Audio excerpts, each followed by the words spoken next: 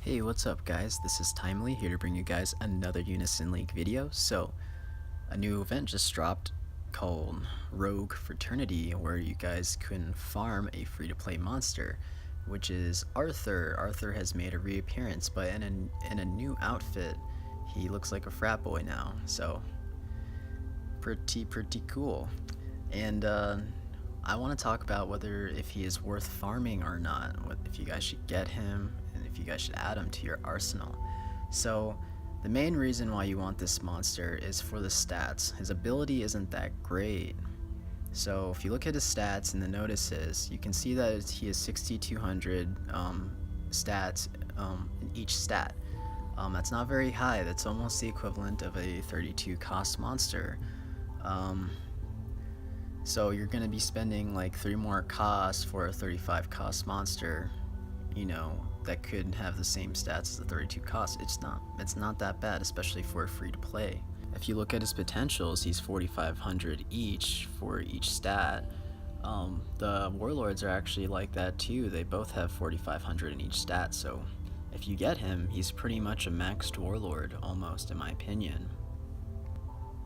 Another thing that I like about this event is that it's not very frustrating. It's not like the orb events where you have tons of RNG to get through just to get a stupid scroll piece, and I always end up getting trolled in those kinds of jackpots, and then it takes forever just to make one scroll. It's not going to be like that. You just have to grind through Carnage, and Carnage is like very easy. You could run 5 DPS and just have a resurrection and regeneration or a life drain, and you can just get through it really easily. I believe you need like 9,400 signatures to get all of the potentials out of there, which is not too bad. Some people already have 1,000 signatures, 1,300 signatures, and they've only used like 5 to 8 gems doing so. So that's actually really good. This is actually a nice breezy farm. Yeah, it's time consuming, but it's not as frustrating as the other free-to-play monsters that you could farm in the past. So his stats are decent, 32 cost stats, so you're spending an extra 3 cost, but he's easier to farm.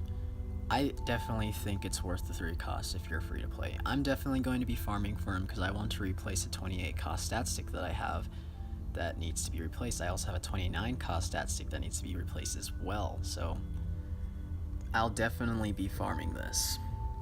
So as I said before, Carnage, I think it's 55 AP or 65 AP. It's actually really easy. Make sure you run a treasure hunter so that you have a chance at the very end to pull 2 treasure chests. In Carnage, you have the chance at pulling 50 signatures if you're lucky. Sometimes, if you're really lucky, like I was in one of my runs, I pulled a chest of 50 signatures and then another chest of 20 signatures in one go. So it's really nice running a treasure hunter in this event. I highly recommend not gemming flip cards. Those flip cards aren't that good. They're good if you pick one and then you manage to get some more signatures, but I would not gem for them. Not unless you have a lot of gear from the spawn to get the multiplier higher to get more scrolls from your flip cards. So if you're doing this purely free to play and you don't have gear, don't gem the flip cards, gem AP. Definitely gem AP. So yeah, that's pretty much all I have to say about Rogue Fraternity.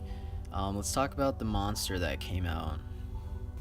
Alright, let's talk about this monster now. So we have Sexy Dr. Andromeda.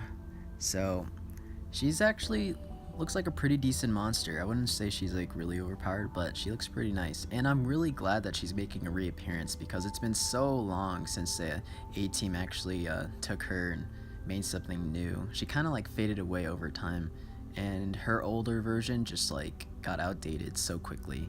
So it's good that she's making a comeback. So let's read her ability real quick.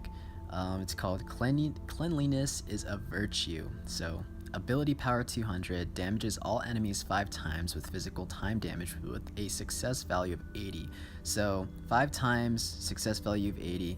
That reminds me of like a mage's starburst, and that usually hits 3 to 5 times on the regular.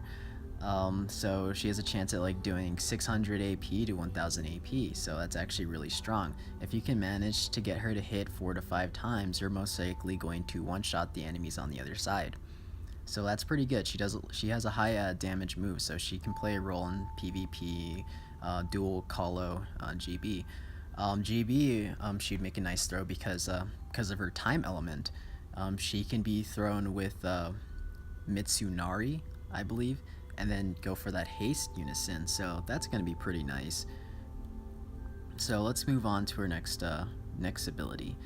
Reduces the status ailment resistance of all enemies by 50 for 60 seconds. Now that is a pretty huge debuff. I haven't seen a monster to debuff someone's resistance by 50 yet, so I think that's kind of new. And then the next one is confuses all enemies for 60 seconds with a success value of 60. So I believe that debuffs always get applied first and then the ailments get applied after. So since she reduces the status ailment resistance, that confuse is going to hit like so much more. Like everyone is going to be confused once you use her. So if your enemies aren't dead, they're going to be confused and partially alive. So I think that's amazing. That's gonna be amazing combo for her kit in Duel and Colo. She casts Beast on all allies for 60 seconds. So if any of the enemies are left alive, you're going to have Beast on you and you're going to have a ward on you. So that's going to be a nice touch right there. And then increases the cost recovery speed of all allies by 10 for 60 seconds. I'm not sure what that means just yet. I've been seeing that on a lot of monster skills recently, but it doesn't look like a normal cost recovery buff. That's for sure. And then lastly, she casts Frenzy on your character for 60 seconds.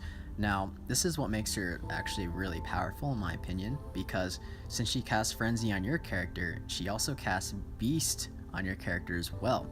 So all of your stats are going to be increased, you're going to have a ward, and you're also going to have Frenzy on your character. That is really OP, and you're going to have like this awesome like purple reddish aura on you too whenever you use her. So that's going to be a really nice touch as well. So I think she's a really nice monster. I'm not going to talk about Himiko because I don't think she's worth talking about. I think she got like screwed over. Her ability's not that great. So yeah, that's what I think, guys. And if you guys have any questions for me, feel free to let me know. And I have to get going now. Peace.